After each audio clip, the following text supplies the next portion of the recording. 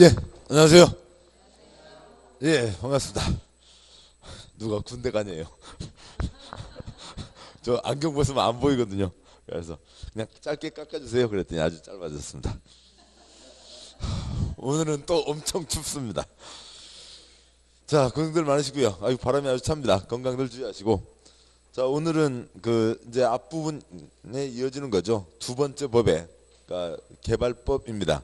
그러니까 책 193쪽은 그냥 목차만 있고요. 아무튼 193쪽 자리를 펴시면 그 193쪽 자리에 그러니까 2편 그러니까 도시개발법이 있죠. 그러니까 도시개발법 그러니까 개발되지 않은 곳을 그러니까 새로 도시로 개발한다는 거죠. 그러니까 개발되지 않은 곳입니다. 뭐 논두렁 밭두렁 있는 거고요. 잡목 자라고 있고요. 집 어쩌다 한두 채 있는 곳이죠. 거기를 새로 도시로 개발한다라고 하는 거고요. 그러니까 도시 뭐 우리가 알고 있는데 신도시 건설 뭐 대표적인 예로 지금 뭐 세종 신도시 같은 경우들도 떠올릴 수가 있습니다. 그러니까 개발법에서 40문제 중에 6문제가 나오고 있습니다. 근데 개발법이 6개 법 중에서 가장 좀 까다로워요. 그래서 오늘은 그냥 편히 가시고 그러니까 뭐 모든 과정이 다 그렇듯이 그러니까 한 순환, 두 순환, 세 순환 하시면서 그러니까 가닥들을 잡아갈 수가 있습니다. 그래서 뭐 그러니까 개발법은 좀 고생을 하신다 생각하시고 194쪽 가시죠. 194쪽이요. 그러니까 1장 총론. 그러니까 1번 재정 목적. 그러니까 이 부분 도시개발에 필요한 사항을 규정한다고 돼 있죠. 도시개발에서 다루고 있다는 겁니다. 그러니까 내무 2번 용어 정의 양괄 1번 그러니까 도시개발구역. 도시개발 사업이란 그러니까 도시개발 구역이란 도시개발 표시요. 도시개발 사업을 시행하기 위해서 지정 고시된 구역 표시요. 그러니까 구역을 말한다. 표시한 거 그대로 도시개발 구역이 도시개발 구역이죠. 개발 사업을 할 자리를 먼저 정하고 가는 겁니다. 양괄 2번 도시개발 사업. 도시개발 사업이란 도시개발 구역에서 주거, 상업, 산업, 유통, 정보통신, 생태, 문화, 보건, 복지 등의 기능이 있는 단지 또는 시가지 표시요. 단지 또는 시가지를 조성하기 위해서 시행하는 사업을 말한다라고 되어 있고요. 그 둘째 줄에 있는 지금 표시한 단지 또는 시가지에 대해서는 법에서는 더 자세한 얘기는 없어요. 그러니까 단지라고 하면 땅만 반듯반듯하게 만들어낼 수도 있고 이제 시가지 그러면 거기에 건물까지 지어서 공급한다가 되겠죠. 그러니까 우리가 이제 보통 이제 신도시 건설이다라고 하면은 주로 이제 이쪽과 같은 아파트 단지를 많이 주거 단지를 많이 떠올리게 됩니다만 행정 단지도 있는 거고요. 또 여러 가지 단지들이 있을 수 있는 거죠. 뭐 첫째 줄 보시면서요. 뭐 주거 상업 그건 뭐 표시할 거고요.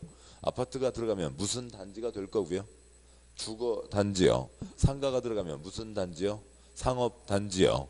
공장이 들어가면 산업 단지요. 그다음에 꿀 들어가면 꿀 단지요. 된장 들어가면 된장 단지요. 아무거나 뭐 다 들어가는 겁니다. 그러니까 양괄호 3번요. 그러니까 국토계획법의 적용.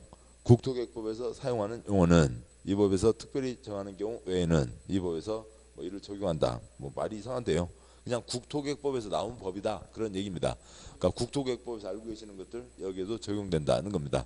근데 그게 특별히 써져 있는 이유는 그러니까 지금 나중에 보겠습니다만 그러니까 개발계획이라고 하는 것이 국토계획법 족보에서 나온 건데 그 이제 해당하는 자리에서 보도록 하시죠.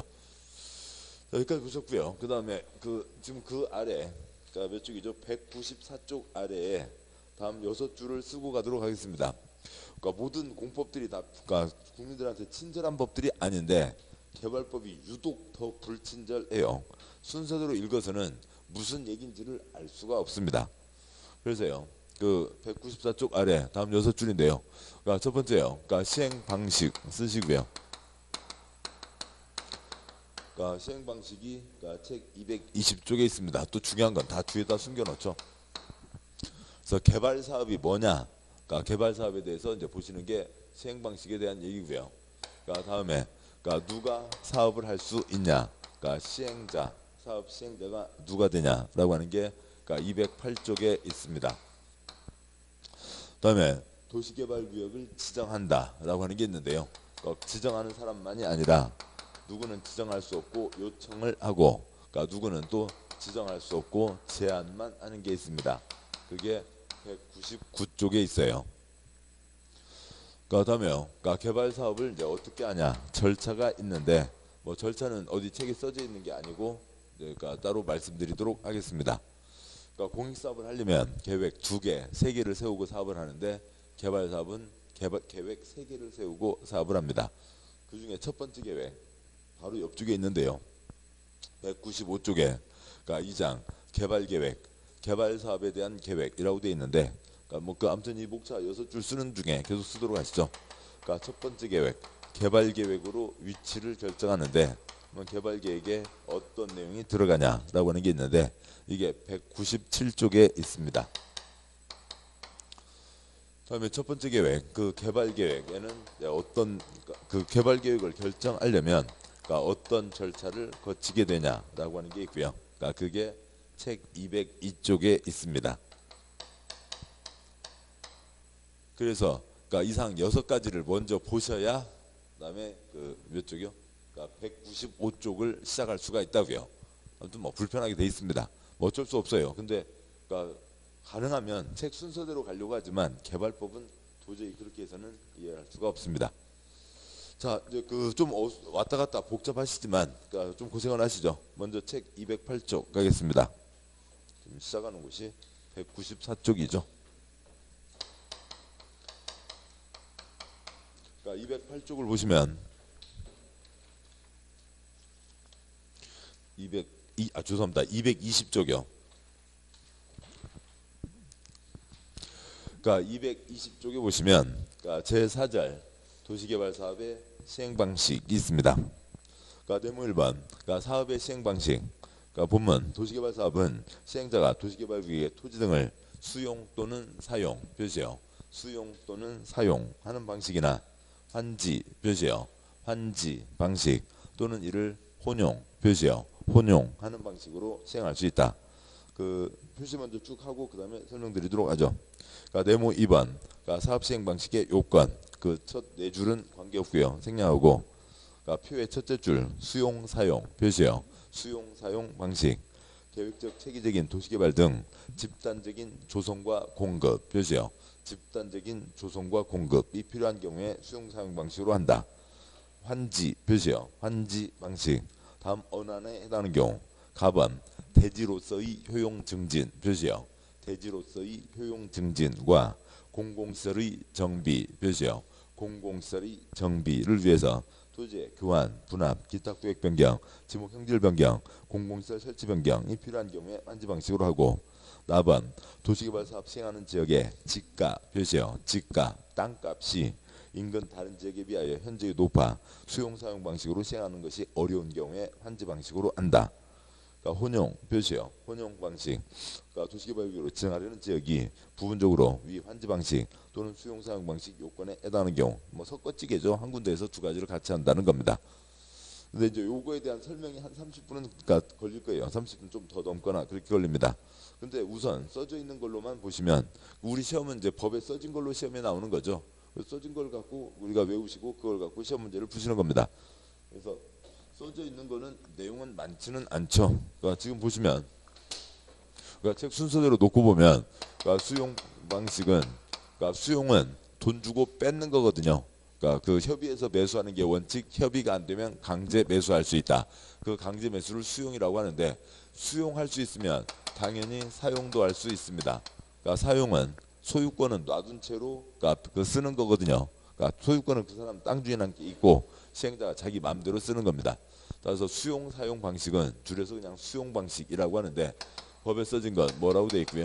그러니까 집단적인 조성과 공급이라고 되어 있죠. 그냥 표시한 거 그대로예요.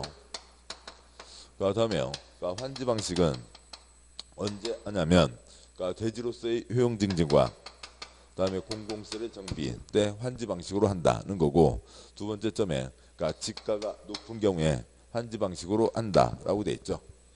이렇게 돼 있습니다. 이건 지금 국어도 아니잖아요. 그러니까 국어에서 그러니까 수용 사용 방식이요.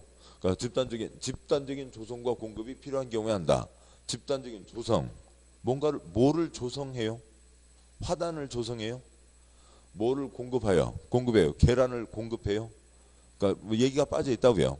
그러니까 그러면 뭐 거기다 쓰실 필요는 없는데 아까 그 개발법 목적에서 있었던 게 앞에 있었던 게 단지나 시가지를 조성한다라고 했었죠.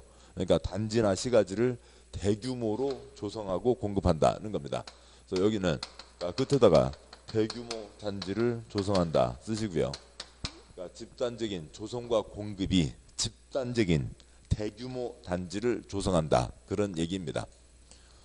그리고 두 번째요. 그러니까 환지는 대지로서의 효용 증진과 공공시설의 정비, 그다음에 지가가 높은 경우에 환지 방식으로 한다고 돼 있는데 좀 법에 써진 건 여기까지고 시험은 이거라고요. 그러니까 환지하면 환지가 지금 무슨 얘기인지도 모르겠는데 아무튼요. 그러니까 순서 바꿔서 짚으면 앞 글자 3개 짚으면 뭐고요? 지대공 때는 환지로 한다는 거죠. 표시한 거예요. 지대공 때는 환지로 한다고요. 그래서 그냥 지대공 쓰시고 환지는 지대공 그러면서 그렇게 외우시면 시험 문제는 맞추세요. 근데 이게 이제 무슨 말인지를 보도록 하시죠.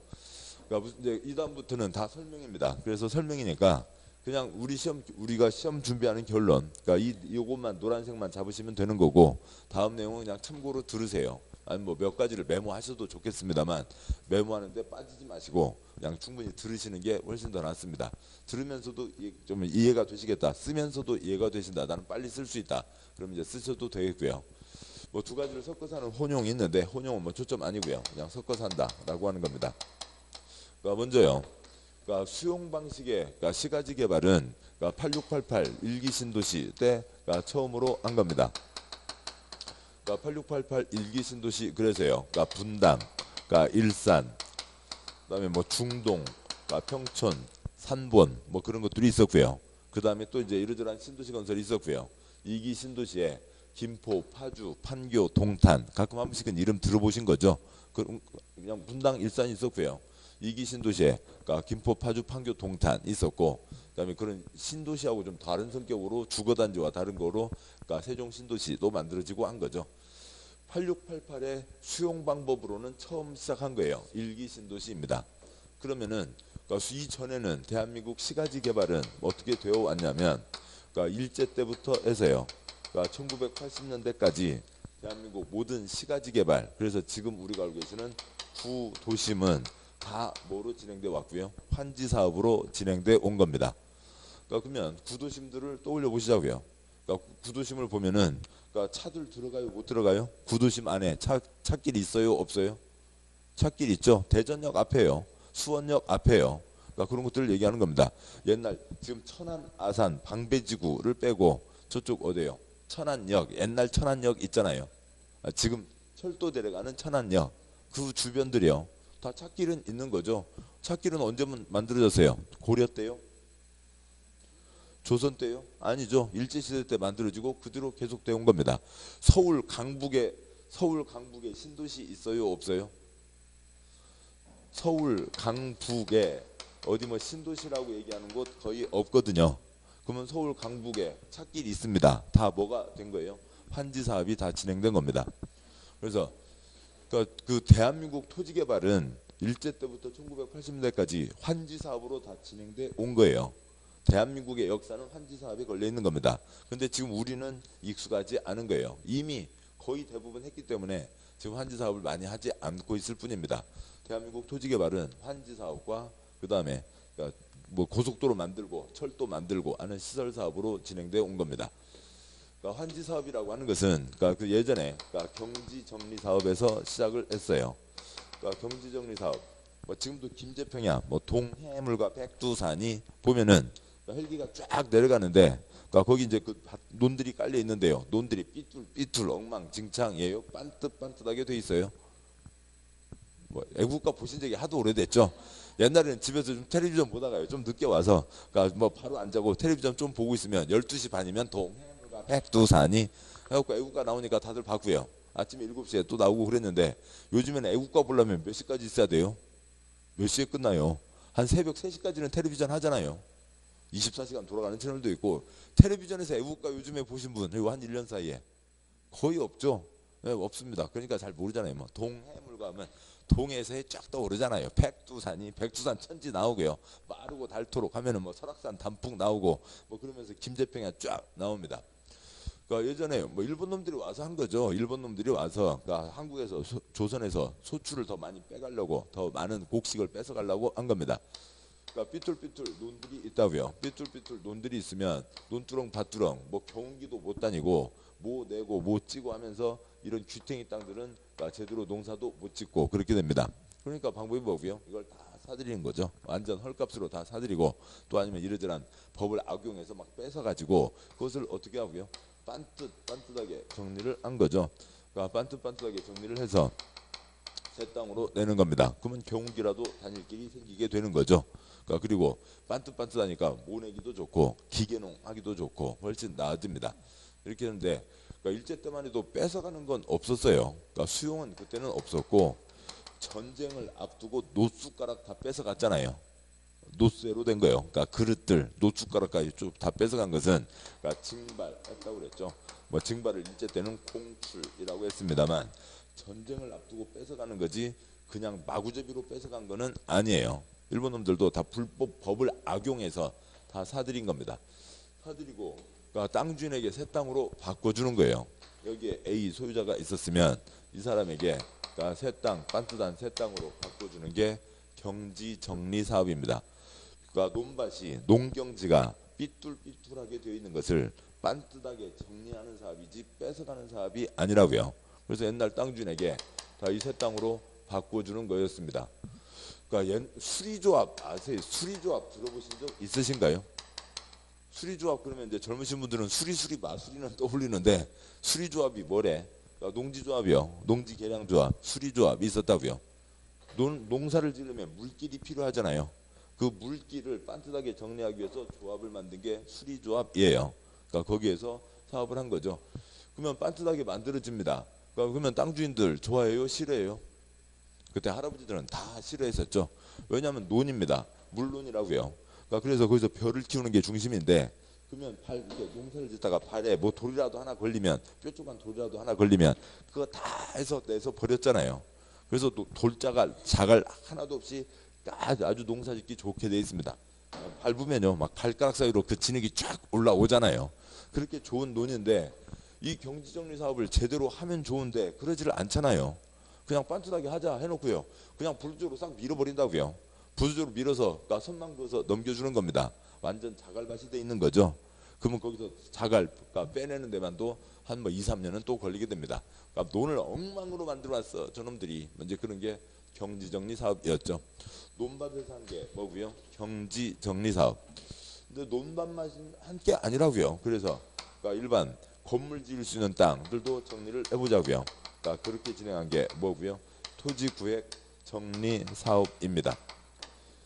이제 논밭을 넘어서서 그러니까 그 조선 때 건물들이요 그냥 이렇게 필요한 대로 지었던 거잖아요. 땅들이 다 삐뚤빼뚤 엉망진창으로 되어 있습니다. 여기다 건물을 지으면 어떤 사람은 길이 이렇게 있으니까 건물을 이렇게 짓겠죠. 이 사람은 이쪽 길을 보고 이렇게 지을 거고요. 이 사람은 이쪽 길을 보고 이렇게 지을 거고요. 그러면은 건물 들어서는 모양도 엉망진창이고 여기는 땅이 좀 크니까 건물을 크게 짓고 여기는 땅이 작으니까 건물을 작게 지을 거고 동네가 엉망진창이 되는 겁니다.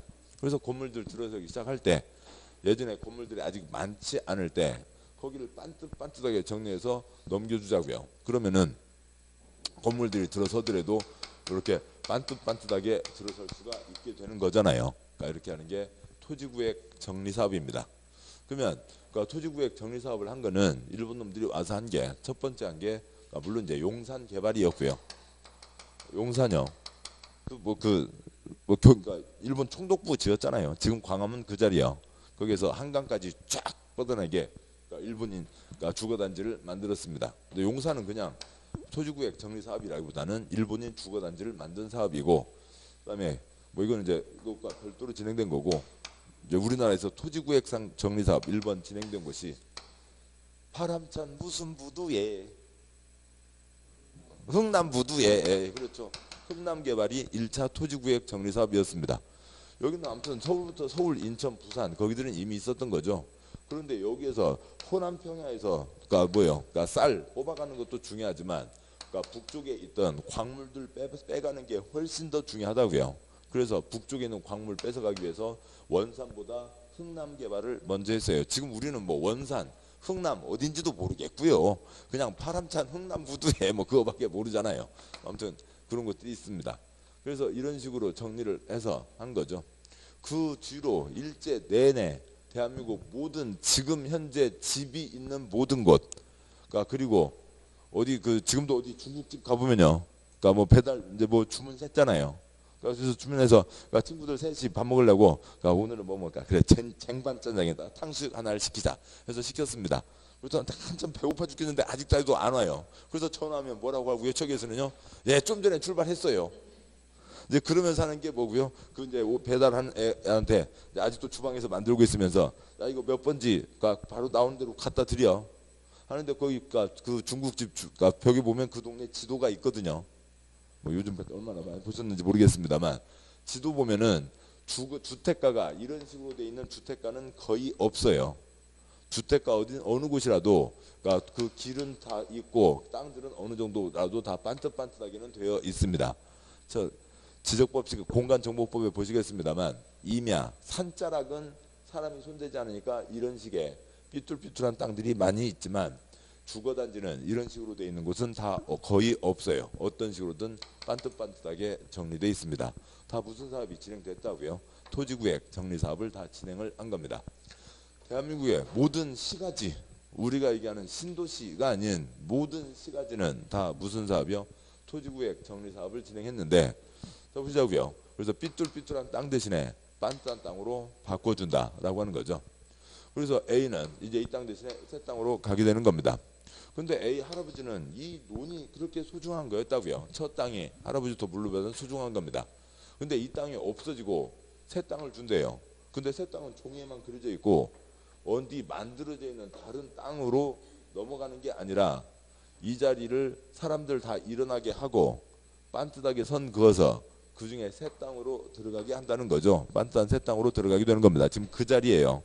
삐뚤삐뚤한 이 자리에 땅 주인 10명이 있다고 치죠.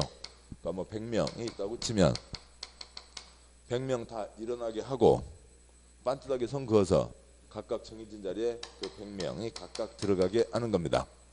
그러면 이분은 자기가 일어나는데 지금 어디로 갈지는 지금 그림에밖에 없잖아요. 그림밖에 없고 사업이 끝나야 그 자리로 가는 겁니다. 그거에 대해서 불안해하시는 분 계신다고요. 아, 내 땅은 없어진다면서 어디로 가냐고. 이 그림 이쪽으로 한다고. 그건 종이 쪼가리고 내 땅이 어디냐고. 그것 갖고 답답해하시는 분들 계시죠. 또 A한테 은행에서요, 그러니까 B 은행에서 1,000만 원 빌려준 거 있습니다. 은행에서야 잘 알겠지만 어느 개인이 1,000만 원 빌려줬다고요. 땅 담보 잡고 1,000만 원 빌려줬습니다. 그런데 그 땅이 없어져 버린대요. 첫 땅이 이 101번지 땅이 없어져 버리고 1번 땅으로 바뀐다는 거죠. 그러면 첫 땅이 없어져 버린다고 하니까 이 B 저 사람은 또 걱정합니다. 내가 지금 A 개똥이 너 얼굴을 보고 빌려준 게 아니라 101번 땅을 담보로 잡고 돈을 1,000만 원을 빌려준 건데 101번 땅이 없어져 버린다며. 그럼 내 돈부터 빨리 내놔. 그러니까 A는 나는 돈 없고 1번 땅에다 붙이면 되잖아. B는 1번 땅은 지금 땅도 없는데 그림밖에 없잖아. 그래서 그러니까 소유자나 기타 권리자가 여러 가지로 불안해합니다. 그런데 지금 이 제도의 취지는 뭐냐면, 여기 있는 그러니까 A 소유자에게 101번 토지 소유자 A에게 그러니까 종전의 토지 대신에 이 A에게 그러니까 1번 땅 새 토지로 바꾸어 주는 거죠. 그래서 소유권이 새 토지로 넘어가게 되는 겁니다. 그리고 기타 권리자도 그러니까 이 사업을 할 때요, 이 B가 1,000만 원 빌려준 거 그거 다 없애고 깨끗하게 시작하면 좋긴 하겠지만, 그러면 빌린 것 뭐 저당권, 임차권 그런 거 다 없애려면 시간도 돈도 너무 많이 걸린다고요. 그래서 기타 권리도 다 새 땅으로 다 옮겨주게 됩니다. 그래서 종전 토지에 대한 권리가 새 토지로 싹 옮겨지게 되는데, 근데 소유자들도 불안해하는 사람이 많고 기타 권리자, 저당권자들도 불안해하는 사람들이 많습니다. 그러니까 이름이 뭐라고 돼 있었으니까요. 토지구획 정리사업이라고 돼 있으니까요. 토지구획, 땅이 삐뚤삐뚤한 모양을 반듯하게 바꾼다. 그것 갖고 불안해하니까 이 8글자를 줄여서 뭐라고 하고요? 환지사업이라고 그러니까 같이 이제 부르기 시작했습니다. 종전 토지에 대한 소유권과 기타 권리를 새 토지에 대한 소유권과 기타 권리로 바꾸어 준다라고 하게 된 거라고요. 그러면 소유자도 기타 권리자도 안심을 할 수가 있는 거죠. 그래서 옛날 땅 대신에 새 땅으로 바꾸어 앉는 게 그게 뭐라고요? 환지 사업입니다. 여기는 왜 이렇게 줄이 삐뚤삐뚤해요? 여기도 좀 삐뚤삐뚤하고요. 신경 쓰지 마시고요. 괜찮아요. 삐뚤삐뚤 앉는 게 공부하기 더 편하잖아요. 쪼르륵 앉아있으면 앞에 사람 키 크면 잘 안 보이잖아요. 그런데 이거에 대해서 우리 이렇게 삐뚤삐뚤 앉지 말고 다 같이 일어나서 반듯반듯하게 선 그어서, 그러니까 책상 4개에 한 분씩 쫙 앉자고요. 그럴 수 있는 거죠. 저 뒤는 허웅 하고요. 앞은 많이 모여 계시고요. 그렇게 하지 말고 다들 일어서신 다음에 책상 4개를 하나씩 다 붙이고 4개 자리에 하나씩 가서 앉으시자고요. 그렇게 하는 게 뭐예요? 환지 사업입니다. 그래서 옛날 땅 주인에게 새 땅으로 바꾸어 주는 거죠. 바꿔주는 거니까 민법의 집단 교환과 비슷하긴 해요. 집단 교환과 비슷하긴 한데 만약에 민법으로만 가면 무슨 문제가 생겨요? 민법에는 강제가 있어요? 없어요? 민법에는 강제로 뭐 한다라고 하는 게 없죠. 사업을 하려고 하는데 여기 C 땅을 가진 사람이 내비두, 너네들이나 알아서 해요. 나는 이대로 살 테요. 그러면 이 땅을 내비두고 환지 사업이 돼요? 안 돼요? 안 되는 거죠. 민법으로는 할 수가 없는 거라고요. 그래서 뭐고요? 공법의 강제성이 얹어지는 겁니다. 그래서 환지한다 그러면 구역을 정하고 거기는 땅주인 다들 일어서고요. 강제로 다 새 땅으로 바꾸는 게 환지입니다. 그래서 환지를 한다고 공익사업이니까요. 환지한다고 하면 당연히 강제 환지인 거죠. 강제로 싹 바꾸는 게 환지사업입니다. 자, 그런데 근데 공법은 기본이 강제잖아요. 그러니까 공법이요. 가장 대표적으로 도로교통법 보자고요. 춥습니다. 빨리 집에 가고 싶어요. 근데 저 앞에서 신호등이 그러니까 불이 깜빡거리고 있습니다. 뭐 녹색에서 노란불로 바뀌었고요. 깜빡거리고 있다고요. 그러니까 누가 그냥 지금 빨간불로 바뀌었는데도 아이 나 빨리 집에 가야 되겠다. 그리고 이제 건너가려고 하는데 옆에 교통경찰이 서 있었다고 치죠. 공법은 강제예요, 권유예요, 합의에 의한 거예요. 강제예요, 합의예요. 강제인 거죠. 공무원이 경찰 공무원이 경찰관 옆에 있다가 우주 플리스 건너지 말아 주실래요? 그러는 거예요. 그거 아니죠. 건너면 그냥 잡아다가 바로 범칙금이요. 그런 거지 우주 플리스가 아니라고요. 공법은 우주 플리스가 아니고 당연히 강제니까 공법은 당연히 강제니까 공법에서 강제자를 쓰는 게 더 촌티나는 일이에요. 공법은 강제라는 말을 붙일 필요가 없이 환지 그래도 뭐고요. 구역 전체가 싹 바뀌는 겁니다.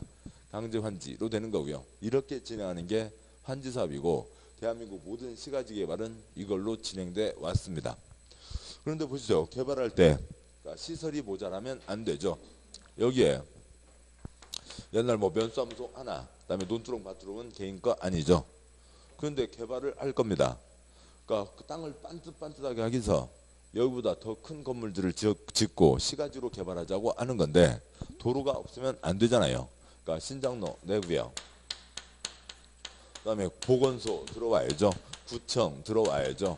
그러니까 시청 들어와야죠. 공원 등등이 들어와야 됩니다. 그래서 옛날보다 공적인 땅들이 훨씬 늘어나는 거죠. 시설들이 많이 들어와야 됩니다. 그래서요. 그러니까 예전에 여기에 개인들이 땅 갖고 있었던 게 한 80. 그다음에 공적인 땅, 면사무소나 논두렁 땅이 20이었다고 치면은 예전보다는 공적인 땅이 더 늘어나야죠. 그러니까 여기요. 그러니까 뭐 물론 이제 정부 중앙정부 기능을 하기 위한 세종 종합청 도시이기도 합니다만 예전보다는 구청도 들어오고 동사무소 들어오고 도서관도 들어오고 그러니까 공적 시설이 더 늘어나게 된다고 치자고요. 그 비율은 사업마다 다릅니다. 20이 있었는데 40만큼 60으로 늘어났다고요. 40거를 중국 거 사왔어요? 개인 거에서 뺀 거예요? 개인 거에서 뺀 거죠. 개인에게 줄 수 있는 땅이 얼마가 되는 거고요? 40이 되는 거죠. 환지가 땅잔치 하는 거잖아요. 땅잔치 하니까 땅주인한테 출염을 하는 겁니다. 마을잔치 할 때 출염한다고 뭐 그런 얘기가 있거든요. 마을잔치를 같이 하시자고요. 그러니까 우리 뭐 학원 파티를 하면은 뭐 2,000원씩 내서 과자 사다 놓고 뭐 음료수 사다 놓고 드실 거잖아요. 마을잔치를 할 때 얼마씩 돈을 내서 돼지 2마리 잡고 뭐 닭 5마리 잡고 뭐 떡 찌고 해서 그러니까 잔치를 하게 되는 겁니다. 개인 땅들 중에서 요만큼 40이 빠져나오게 된 거죠. 그러니까 개인에게 줄 수 있는 땅이 40이 되는 겁니다. 그러면 이 중에 저 A가 1000제곱미터 갖고 있었다고 치죠. 개인 땅이 80, 개인에게 줄 땅이 40. 그러면 A는 이게 반토막 줄어들게 되니까 A는 땅을 얼마를 받게 되는 거예요? 500제곱미터를 받게 되죠. 땅이 반토막 난다고요. 좋아요, 싫어요? 땅이 반토막 납니다. 책상을 지금 반으로 자른다고요. 그러니까 전화기를 반으로 뚝 자른다고요. 좋아요, 싫어요? 좋아합니다. 옛날 논두렁 밭두렁 제곱미터당 10,000원이요. 신도시 땅입니다. 논두렁 밭두렁 땅값하고 똑같을까요? 아니죠. 그러니까 10만 원은 되는 겁니다. 제가 계산하기 좋게 그냥 동그라미 하나 붙인 게 아니라 정부 통계가 그래요. 지난 15년간 정부 통계가 환지사업 땅값 상승률이 9.3배예요. 10배는 뛰는 겁니다. 그냥 논두렁 밭두렁 하고요. 상가가 쫙쫙 들어가는 신도시 땅이 된 거 하고요. 그 어디 이 주변에 어딘가 그림을 떠올려 보시자고요. 지금 여기 그냥 처음 입주한 부분도 계시겠지만 이쪽 공주 조치원 이쪽에 어디에 예전 모습을 떠올려 보시면 될 겁니다. 근데 이제 여기 세종은 무슨 방식으로 진행된 거고요. 수용 방식으로 진행된 거여서 그림이 딱 맞지는 않지만 이런 겁니다. 그러면 1,000만 원짜리 땅 주인으로 계실래요? 5천만 원짜리 땅 주인이 되실래요? 5천만 원짜리 땅 주인 되는 걸 다 원하는 거죠. 그래서 다들 찬성을 하게 됩니다. 땅은 반토막 나지만 단가가 훨씬 뛰게 되니까요. 또 하나 더 보면은 여기에 아까 보셨듯이 토지 소유자가 100명이 있었다고 치죠. 옛날 땅 주인에게 새 땅으로 바꿔주는 거니까 이쪽 빨간 땅 빼고 하얀 쪽에서만 몇 개 조각을 내야 돼요. 원칙은 100개 조각을 내야죠. 그래서 옛날 땅 주인에게 새 땅으로 바꿔줘야 되는 겁니다. 땅이 크게 나와요? 작게 나와요? 상대적으로 작게 나온다고요. 이렇게 됩니다. 자, 이렇게 진행하는 게 환지 사업이에요. 그래서 옛날 땅 주인에게 새 땅으로 바꾸어 준다. 기타 권리도 넘어간다. 환지 정해지면 강제로 싹 바뀌게 된다라고 하는 거고, 공적 땅들이 훨씬 더 늘어나게 되고, 그러니까 받는 토막은 줄어들지만 개발이 이어지기 때문에 훨씬 다들 찬성하게 되는 거죠. 이렇게 하는 게 환지 사업이고, 이걸 지우고 그다음에 이제 수용을 보도록 하시죠. 그러니까 수용 이걸 보겠습니다. 그러니까 수용은 대상 땅이 있어요. 그걸 다 시행자가 돈 주고 사들이는 거죠. 돈 주고 사들입니다. A의 소유권, 토지, 그러니까 땅값이요, 건물값, 나무값 다 돈 주고 사는 거죠. A 땅에 붙어 있었던 저당권, 여기 지금 요 아파트 단지에 옛날 여기 밭주인 저당권 남아 있어요? 없죠. 저당권 다 돈 줘서 없애는 거죠. 임차권 다 돈 줘서 없애는 거고요. 그래서 모든 권리 다 돈으로 정산해서 소유권과 기타 권리 싹 돈 줘서 없애고 백지 상태 소유권 딱 한 장 가져오는 거죠. 또 나머지 땅도 다 가져오게 됩니다. 거기 뭐 세종 신도시요, 뭐 축구장 여기가 지금 몇 개예요? 뭐 축구장 한 1,000개 정도는 되는 거죠. 아무튼 판교로 가보죠. 그러니까 판교 신도시 축구장 930개, 930만 제곱미터 수용이 완성되면 그러니까 몇 줄이 있어요? 딱 한 줄이죠. 기타 권리 아무것도 없다고요. 모든 소유자 거를 싹 사들였다고요. 그냥 소유권 딱 한 줄입니다. 토지공사가 930만 제곱미터 소유권 딱 하나 갖고 있다고요. 임차권 없고요. 저당권 없고요. 아무것도 없는 겁니다. 모든 사람 것을 다 사들였으니까 토지공사 하나인 거죠. 다 합쳐져서 그냥 필지 하나에 소유권 하나만 있는 겁니다. 그게 수용이 완성된 거라고요. 그렇게 해서 그걸 직원들 놀이터로 쓸 건 아니잖아요. 그걸 크게 조각내서 파는 거죠. 그러니까 파는데 뭐 판교 신도시로 예를 들면은 거기를 세 조각 냈어요. 뭐 무슨 A 마을, B 마을, C 마을 한 토막이 얼마예요? 300만 제곱미터입니다. 그 정도로 크게 조각내서 파는 거죠. 뭐 그러면 이제 거기에 아파트 업자, 그러니까 이제 아파트 짓고 백화점 업자가 백화점 짓고 해서 신도시가 만들어지는 거죠. 수용 다 사들인 겁니다. 한 조각을 만들어서 쪼갠 거예요. 지금 이 그림으로는 몇 개 조각을 냈다고요? 3개 조각인 거죠. 3개도 귀찮아요. 그럼 2개 조각만 내면 되잖아요. 2개만 내도 되는 겁니다. 땅이 크게 나와요? 작게 나와요? 땅이 훨씬 더 크게 나오는 거죠. 여기는 나중에 그러니까 한순환 다 지나가셔야 돼요. 그래서 그러니까 땅 낼 때 60, 150, 200 제곱미터 이상은 나와야 된다.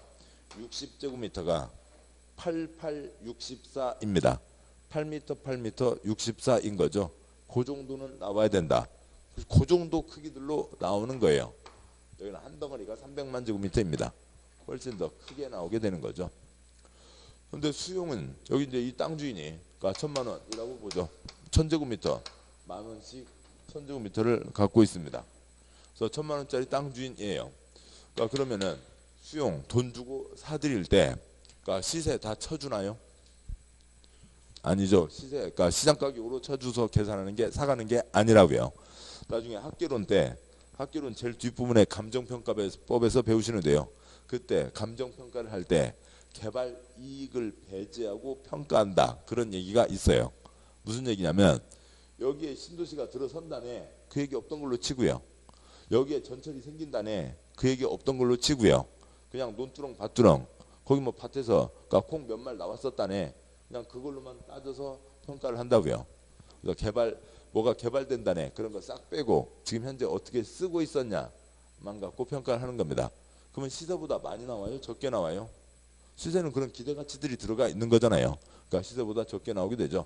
1,000만 원짜리 땅 주에게 보통 얼마 주고 뺏어오는 게 한지고요. 아니 수용이고요. 한 700만 원을 주게 되는 게 대부분입니다. 그러니까 어느 땅 1,000제곱미터 땅 가진 사람이 있어요. 10,000원짜리 땅이요. 거기에 수용이 되냐 환지가 되냐 하늘과 땅 차이죠.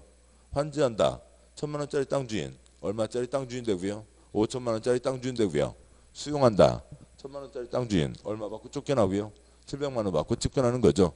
77 뺑기 7, 77 49 7배 차이예요. 7배 차이가 아닌 거죠. 여기는 새 땅 주인이라고요. 신도시 땅 주인입니다. 여기서 생기는 온갖 개발 이익을 계속 누리시게 되잖아요. 여기 이 신도시가 계속하는 그 나중에 시가지로 발전해가는 모든 개발 이익을 땅 주인들이 계속 가지게 되는 겁니다. 강남 개발이 8688 젊은 분들은 좀 그렇겠습니다만 8688 전이죠. 70년대라고요. 그래서 지금도 뭐 그 사진 가끔 뭐 신문에 자주 나옵니다. 강남 그 압구정동에 아파트 현대 아파트 2동 들어서 있어요. 2동 들어서 있는데 그 앞에 할아버지가 이쪽 방향이군요. 할아버지가 그러니까 쟁기 채우세요. 쟁기 끌고 벼농사 짓고 있는데 이쪽으로 아파트 2동 있는 사진 있습니다. 70년대라고요. 70년대니까 강남은 환지예요, 수용이에요. 수용은 8688부터 시작했다고요. 70년대 개발은 뭐예요? 환지인 거죠. 환지였습니다. 강남 개발이 환지이고 잠실도 환지이고 그런 거죠. 그래서 그 개발 이익을 계속 누리고 계시는 거잖아요. 거기다 경부고속도로가 경부고속도로를 영등포로 집어넣을 거냐 그다음에 강남 쪽으로 집어넣을 거냐 그것 갖고 또 엄청난 논란이 있었고요. 아무튼 강남 쪽으로 집어넣으면서 그 모든 이익을 누리게 되는 겁니다. 그래서 환지와 수용은 하늘과 땅 차이인 거고요. 전혀 성격이 다른 거죠. 요즘은 이제 수용 방식의 신도시 건설들을 우리가 이제 쭉 봐 오신 겁니다. 지난 한 30년 동안요. 근데 혹시 작년 말에 정부 발표 여러 가지 것들 중에 뭐 이렇게 보신 적 있는지 모르겠지만 이제 택지 개발 사업을 하지 않겠다고요. 즉 정부에서는 대규모 신도시 건설을 하지 않겠다고요. 그런 얘기가 있습니다. 그래서 수용은 예전에도 0.5문제, 환지에서 2문제 나오고 있었는데 수용은 뭐 갈수록 그 비중이 더 떨어지게 되는 거죠. 환지는 중요합니다. 지금은 실제로 많이 되고 있지는 않지만 지금 우리가 지금 여기 개발법에서 보시는 토지 대신에 토지로 바꿔주는 게 지금 보시는 개발법의 환지 사업입니다. 다음 주에 보실 도시정비법은 토지건축물 대신에 새 토지건축물로 바꿔주는 거예요. 재개발 재건축이요. 낡은 건축물이 모여있는 곳이죠. 토지 소유자에게 토지나 건축물, 건축물 소유자에게 토지나 건축물을 주는 것을 정비법에서 환권이라고 부릅니다. 그러니까 이 내용을 알아두셔야 이 내용으로 이어지게 된다고요.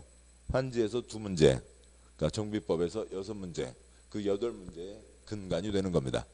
자, 여기까지는 다 이제 배경 설명이었어요. 이걸 다 줄여보자고요. 칠판요. 그러니까 삘뚜삘뚜한 땅이 나와요? 빤듯한 땅이 나와요? 빤듯한 땅이 낫다는 걸 뭐라고 하고요? 대지로서의 효용 증진이라고 하는 겁니다. 그러세요. 그냥 저 앞글자가 지금 그 말이라고요. 땅을 이렇게 여기다가 건물 짓는 것보다는 이렇게 해서 딱 빤듯한 땅에 건물 짓는 게 훨씬 나을 거잖아요. 그러니까 두 번째요. 논두렁, 밭두렁이 나와요? 신장로가 나와요? 신장로가 낫죠. 그걸 뭐라고 하는 거고요? 공공시설의 정비라고 하는 거죠. 칠판요. 수용은 다 돈 주고 사야죠. 돈 주고 사야 됩니다. 제곱미터당 10,000원 다 돈 주고 사야죠. 제곱미터당 100,000원 돈 주고 사야죠. 제곱미터당 100만 원 그러니까 돈 주고 사야죠. 수용은 다 돈 주고 사들이는 거예요. 근데 땅값이 비싸면 사들이기가 어렵다고요. 비용 부담이 너무 크다고요. 그래서 땅값이 비싸면 집가가 높으면 수용이 어려우니까 무슨 방식으로 간다고요? 환지 방식으로 간다는 거죠. 땅값 비싼데요. 여기 A 땅이 그러니까 1000제곱미터 제곱미터당 100만 원. 그래서 10억짜리 땅이라고 하자고요.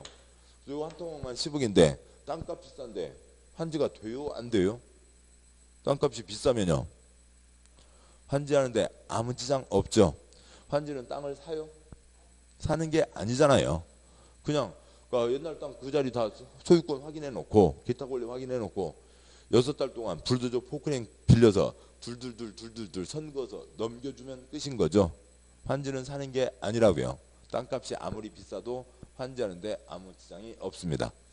그래서 그 땅값이 비쌀 때 뭐로 하는 거고요? 환지로 하는 거죠. 환지하면 논두렁 밭두렁 만원, 신도시 땅 10만원, 땅값이 그대로 비슷해요. 엄청 뛰게 되는 거예요. 뛰는 거죠. 뭐 솟듯이요? 지대공 미사일 솟듯이 땅값이 뛰게 된다고요. 지대공 미사일, 지대공 가끔 들어보셨잖아요. 땅에서요. 날아가는 거 잡는 겁니다. 땅에서 공중을 향해서 쏘는 미사일 있잖아요. 날아가는 비행기 잡는 스팅어 미사일, 날아가는 미사일 잡는 패트리어트 미사일, 또 뭐 그거 하자고 사드는 배치한대요 안 한대요. 아무튼요. 등등등인 거죠. 환지하면 땅값 오른다고요.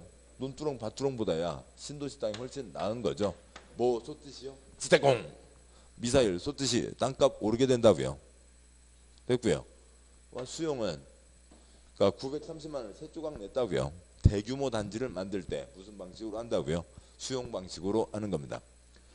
설명은 여기까지고, 그러니까 시험에 나오는 거는 딱 여기까지인 거고요. 그러니까 이 내용들은 염두에 두시고, 네, 개발법은 환지가 중요한 내용이라고 이제 말씀을 드렸죠. 자, 그 수용과 사용은요. 그러니까 여기에 A 소유의 토지가 있고 B 소유의 토지가 있어요. 그리고 여기에 그러니까 C라고 하는 기타 권리가 있고요. D라고 하는 기타 권리가 있습니다. 그러면은 수용은 여기 전체에 대한 이 소유권과 기타 권리를 시행자가 다 돈 줘서 없애고 그래서 기타 권리를 싹 없애버리고 그 다음에 그 소유권을 시행자가 갖고 오는 게 수용인 거고요. 그래서 그러니까 대금을 지급하고 그러니까 기타 권리를 없애고 소유권을 취득하는 것, 그게 수용이라고요. 달리 얘기하면 돈 주고 뺏는 거라고요. 돈 주고 뺏는 건데 사용은 그냥 사용만 한다고요. 사용만 하니까 그러니까 이 B가 소유권을 갖고 있죠. B가 소유권을 갖고 있으니까 뭐 할 수 있어요? 그러니까 B 자기 땅에 대해서 사용, 수익, 처분을 할 수가 있는 거잖아요. 그리고 지금 이 B 땅에 대한 기타 권리가 있는 겁니다. 뭐 소유권에 기초해서 사용, 수익, 처분. 지 땅이니까 지가 쓰고요. 사용. 그 지난주에 도시공개획 시설할 때 그 고추 농사요. 태양초. 그때 뭐 얘기 드렸었는데요. 지 땅이니까 고추 말리는 걸로 쓸 수도 있고 월세 받을 수도 있고 처분도 할 수 있는데 그러니까 사용이라고 하면 그러니까 시행자가 뭘 한다고요? 사용을 한다고요. 내놔. 얘네들 싹 빠져. 소유자는 뭐만 남아있고요. 수익과 처분만 남아있고 그러니까 소유권은 B에게 남겨둔 채로 그러니까 그 땅을 시행자가 지 맘대로 이용하는 게 사용입니다. 그런데 당연히 수용이 더 세죠. 수용할 수 있으면 사용도 할 수 있으니까 줄여서 그냥 수용 방식 이렇게 부르는 겁니다. 여기까지를 보셨고요. 이제 다음 가시죠. 그러니까 다음이 두 번째 내용이요. 그러니까 208쪽에 있습니다. 그러니까 208쪽에 시행자가 있고요. 사장, 도시개발사업의 시행, 그러니까 제1절 시행자, 그러니까 네모 1번 시행자의 지정, 양구 1번 원칙적 시행자가 있는데 그 다섯 줄도 그러니까 뭐 여섯 줄도 뭐 복잡한 얘기입니다. 나중에 보시면 간단하고요. 개발사업, 공익사업이죠. 공익사업을 누가 할 수 있냐가 있는데요. 먼저 그러니까 번호를 보시면 그러니까 다음 쪽 한 장 넘어가서 보시면 동그라미 12번까지 별별 경우가 다 있어요. 한 번도 시험 나온 적 없어요. 그냥 그래도 또 이걸 설명 안 하면 또 어떤 분들은 아주 이렇게 곤혹해 하시더라고요. 책값 비싸게 돈 주고 책 샀는데 표시도 안 하고 집에 가면은 뭐 엄마 뭐 집에 학원 갔다 오더만 놀고 왔어? 뭐 이제 그런 얘기 들으실까 봐서 그것 때문에 그냥 잠깐 표시만 하겠습니다. 한 번도 시험 나온 적 없어요. 다른 게 나오는 겁니다. 보시죠. 208쪽에 박스요. 공익사업이죠. 공익사업이니까 여러 가지가 할 수가 있습니다. 동그라미 1번 국가 표시요. 국가도 할 수 있고 지방자치단체 표시요. 지방자치단체도 할 수 있고 동그라미 2번 공공기관 있는데 그 회사 이름들에 다 한국이 붙어 있죠. 그러니까 국세요, 지방세요. 국세 쓰시고요.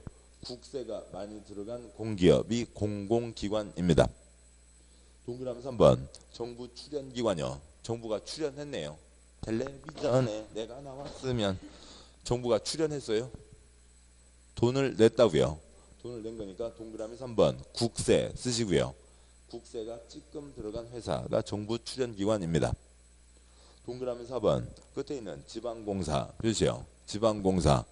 지방공사는 국세요, 지방세요? 지방세가 들어간 회사죠. 지방세 쓰시고요. 동그라미 5번 도시개발구역의 토지 소유자 표시요. 토지 소유자 땅 주인들이 사업을 할 수도 있고 동그라미 6번은 표시할 건 조합 저 뒤에 있는 건데요. 동그라미 6번 도시개발구역의 토지 소유자 괄호 넘어와서요. 가 두째 줄 찾으셨나요?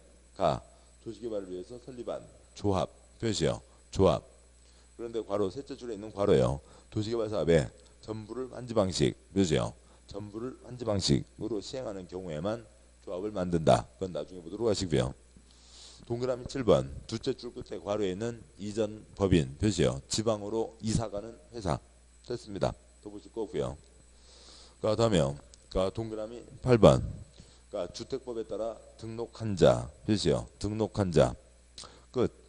아파트 주택법의 아파트 건설 회사를 얘기하는 겁니다. 동그라미 9번에요. 건설산업기본법에 따른 토목공사업 표시요. 토목공사업 또는 토목건축공사업 면허를 받는 등 개발계획에 맞게 도시개발사업을 시행할 능력이 있다 인정되는 다음의 어느 하나에 해당하는 자로서 어찌고 저찌고 첫째 줄 토목공사업 건설회사를 얘기하는 겁니다. 동그라미 10번요. 부동산 개발업 관리 육성에 관한 법률에 따라 등록한 다음에요. 부동산 개발업자 표시요. 부동산 개발업자한테도 공익사업을 하게 합니다. 동그라미 11번요. 부동산 투자회사법에 따라 설립된 자기관리 빼고요. 부동산 투자회사 표시요. 부동산 투자회사 또는 위탁관리 부동산 투자회사니까 똑같은 거고요. 투자회사요. 동그라미 12번 조합을 제외한 시행자가 도시개발사업 시행을 목적으로 출자에 참여하여 설립한 법인 표시요. 법인으로서 대통령을 자는 다음 각 요건에 해당하는 법인이라고 되어 있는데 거기만 이상하게 되어 있네요. 그 동그라미 12번 언저리에다가 공동 출자 법인 쓰시고요.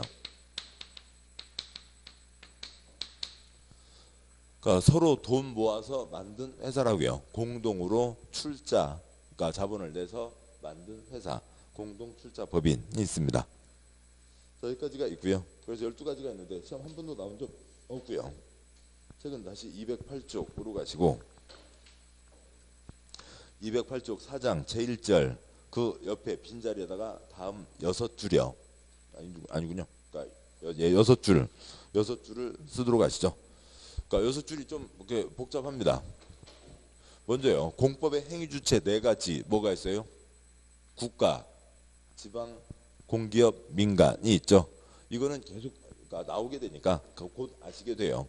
그리고 빨리 아시는 게 훨씬 낫고요. 지방이 석줄이에요. 공법의 행위주체는 국가, 지방, 공기업, 민간이 있습니다. 국가, 지방, 공기업, 민간이 있는데 지방을 나눠보면 지방에 광역지방자치단체 대한민국 17개로 쪼개면 뭐예요?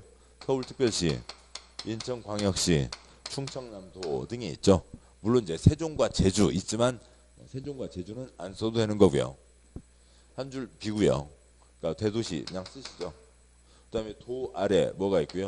시와 군이 있고, 그다음에 특별시 광역시 아래 구가 있죠. 대도시를 빼고 보면 장관, 시도지사, 시군구입니다.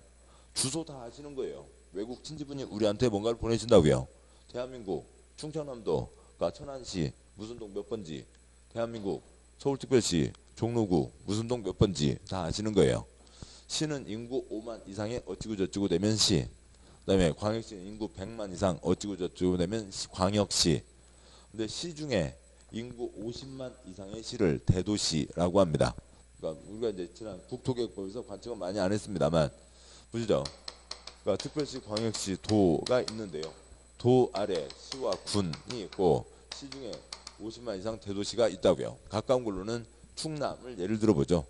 충남에, 그러니까 여기를 이제 충남으로 잡아보고요.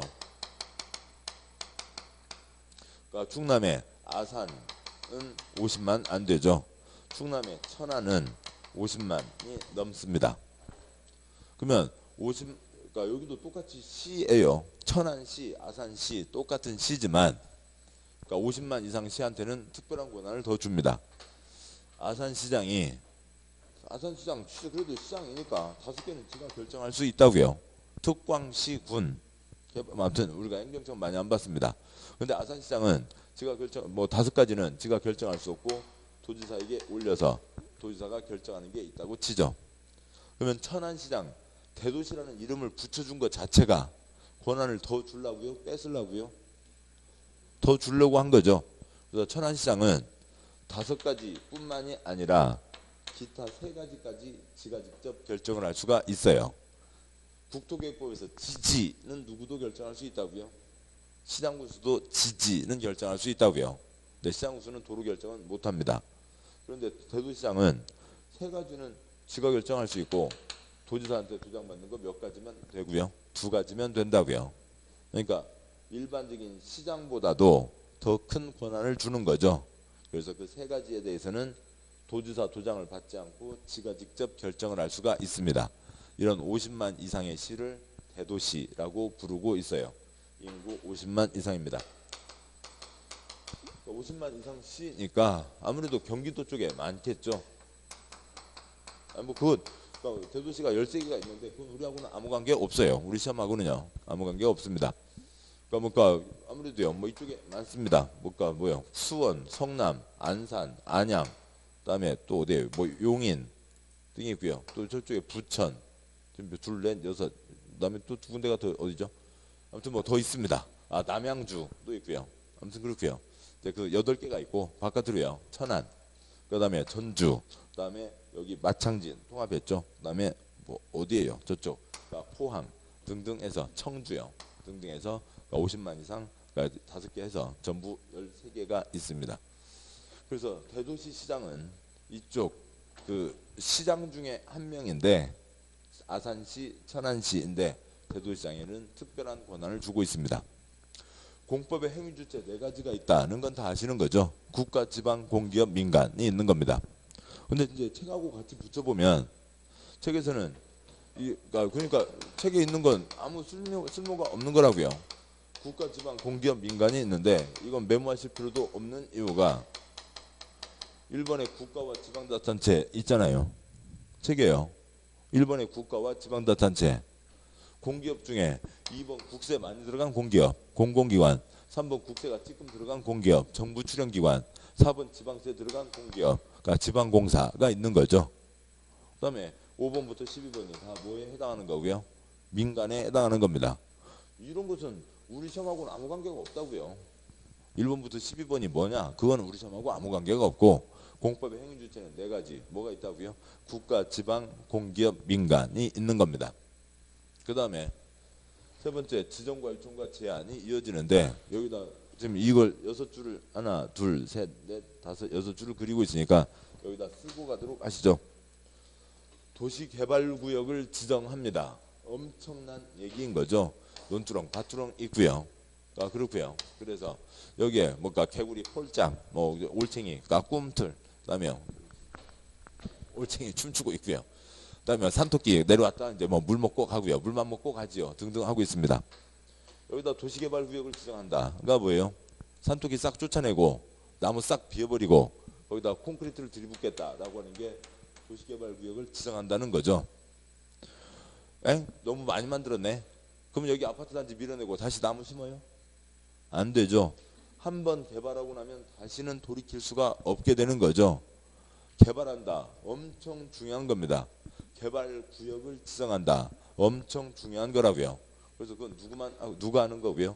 시도지사, 대도시시장이 하는 게 기본입니다.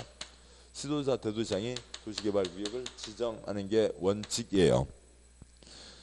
그러니까 공법의 상식, 그러니까 우리가 관청은 많이 안 했고 지금 이제 처음 관청을 보게 됩니다만, 여러분은 여러분은 두 개군요. 그러니까 충청남도 사시는 분 누가 계시면은, 충청남도 사시는 분은 정부를 세 개를 구성한 거예요. 요즘 뉴스에 나오는 중앙정부만이 아니라고요. 대한민국 중앙정부를 구성하셨고, 충청남도 도정부를 구성하셨고, 천안시 시정부를 구성하신 거라고요. 그게 대한민국 헌법이에요. 그러니까 근데 여기 세종 사시는 분은, 세종이 있으니까 대한민국 중앙정부도 구성하셨고 세종시 정부도 구성하신 거죠.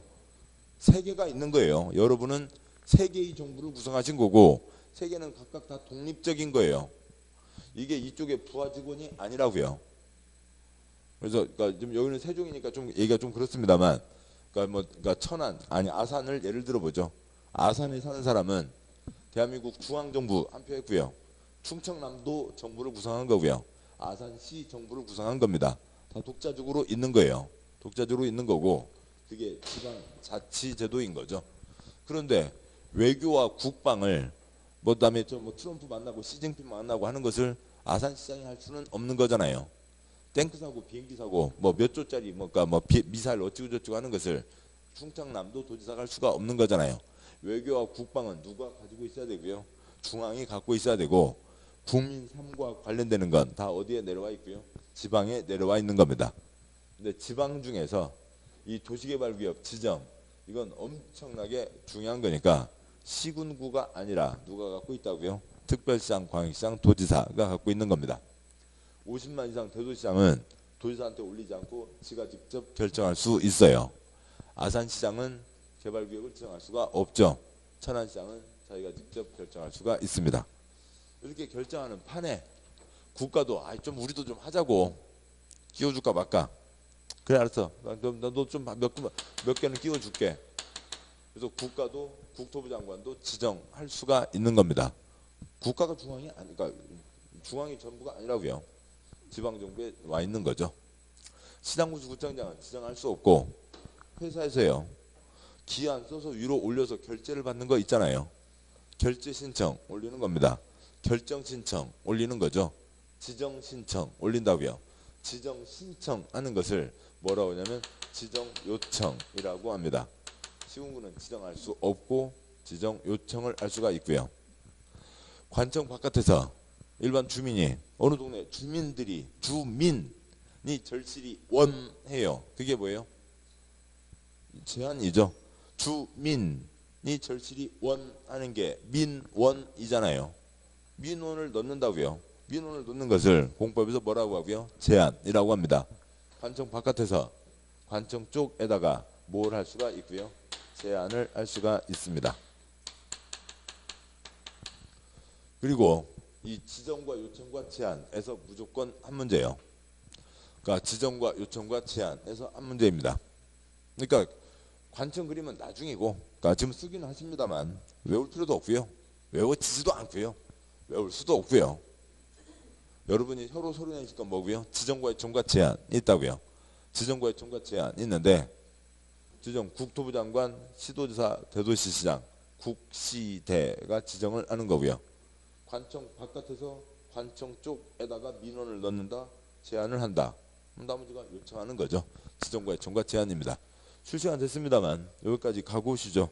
199쪽이요.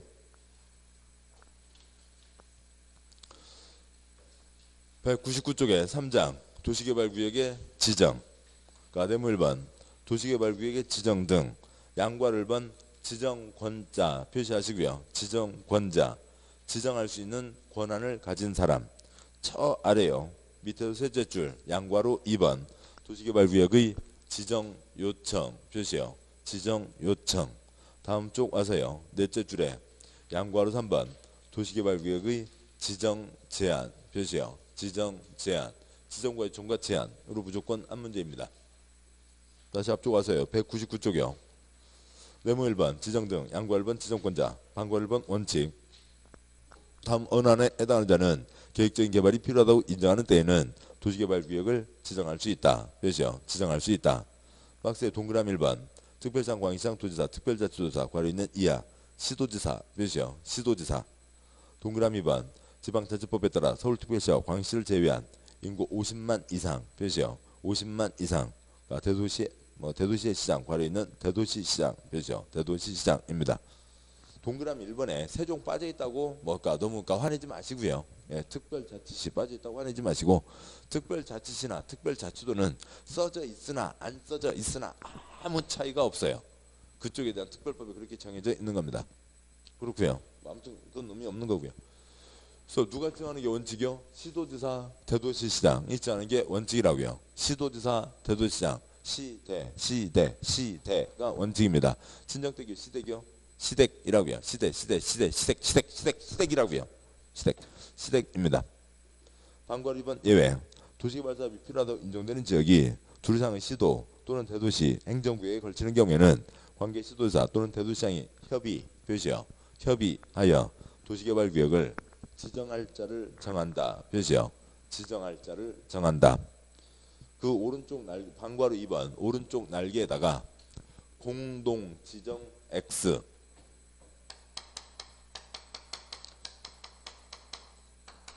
그러니까 경기도 충청남도 걸려 있을 때 공동으로 지정하는 게 아니라 뭐라고요? 지정할 자를 정한다. 한 명이 지정하게 되는 거죠. 사업을 할 곳입니다.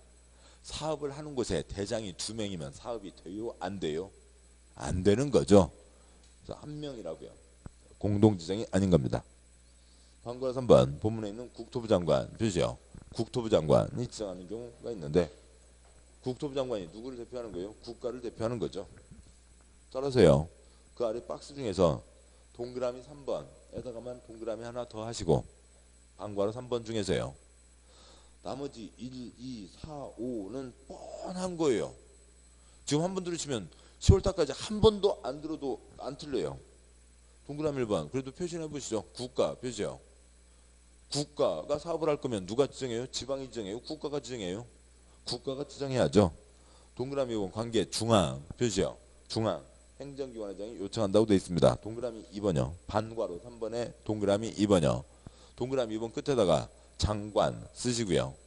행정기관 중에 중앙 행정기관의 장이라고 하면 장관을 얘기하는 겁니다. 장관에게 요청해요? 장관이 도지사한테 가서 요청해요?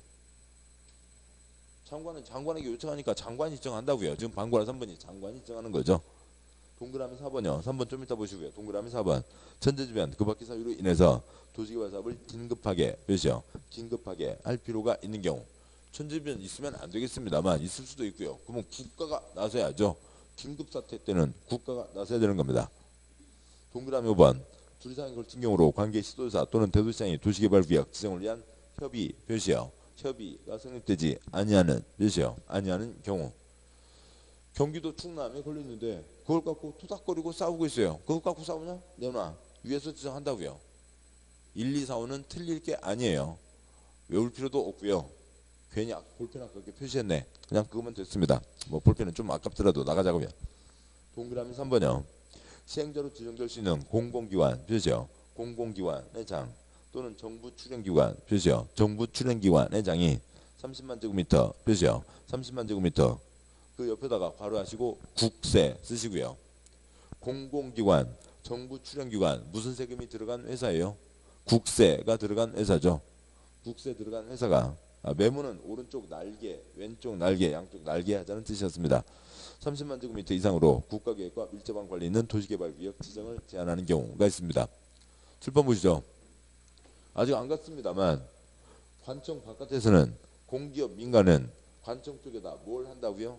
제한을 한다고요. 제한을 하는데 이것저것 싹 제끼고 제일 꼭대기에다가요. 관청의 가장 말단에게요.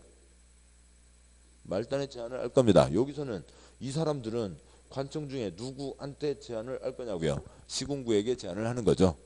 근데 공기업 중에서 국세 들어간 공기업은 그 덩어리가 얼마 몇 제곱미터 이상이면 30만 제곱미터 이상이면 직접 세종 날라와서 KTX 타고 와서 누구한테 국토부 장관에게 직접 제안할 수 있다고요. 그래서 그것만 좀 특별한 거죠. 국세 들어간 회사니까. 그다음에요. 양괄호 2번. 도시개발구역 지정 요청 본문에 시장 표시요. 시장. 괄호 넘어서 군수 표시요. 군수 또는 구청장 표시요. 군수 또는 구청장은 시군구 도시계획위원회에 자문한 후 시도지사에게 표시요. 시도지사에게 도시개발구역에 지정을 요청 표시요. 지정을 요청할 수 있다. 지정과 요청과 제한. 시군구는 지정할 수 없고 요청을 하는 거죠. 뒷문장 다 관계없고요. 양괄호 3번 도시개발구역의 지정 제한. 양괄호 3번에다가 양괄호 3번 지정 제한에다가요. 비행 쓰시고요. 비행이 뭐예요? 공기업과 민간이죠. 지금 보시죠. 공기업 민간 행정청이 아닌 자 관청 바깥에서 관청 쪽에다가 뭘 할 수 있다고요? 제한을 할 수가 있는 거죠.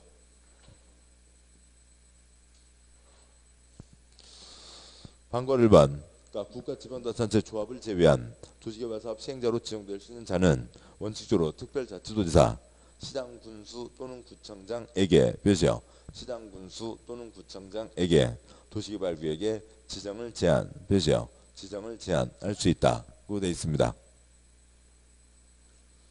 그러면 7번 보시죠. 지정과 요청과 제한 중에서 국가와 지방은 지정, 요청, 제한 중에서 뭘 하는 거예요? 지정과 요청과 제한 세 가지 중에서 국가와 지방은 뭘 해요? 지정과 요청을 하는 거지 제한을 하는 게 아니죠. 관청 바깥에서 관청 쪽에다 제한을 한다고요. 그러니까 그런 거지. 그러니까 관청이 자기한테 제한을 거우라 너 제한 좀 받아 뭐 그럴 수는 없다고요. 그리고 조합은 나중에 보도록 하겠습니다. 조합은 구역이 지정된 다음에 만들어지거든요. 그래서 그냥 죄송합니다. 그러면은 지금 거기다 그걸 쓰시죠. 방과를 1번에서요. 그러니까 국가, 지방, 자치단체, 그다음에 조합을 제외한이라고 되어 있죠. 그 위에 제목에다가 공기업 민간이 제한한다는 건 말씀드렸고, 국가, 지방은 뭘 한다고요? 지정과 요청을 하는 거죠. 그래서 국가, 지방은 당연히 뭘 할 수가 없는 거고요. 제한을 할 수가 없는 거고요. 그것까지 쓰시고요. 국가, 지방은 지정과 요청을 하는 거지 제한할 수가 없는 거고요. 조합은 자리가 그렇습니다만 구역 지정 후 설립을 하는 겁니다.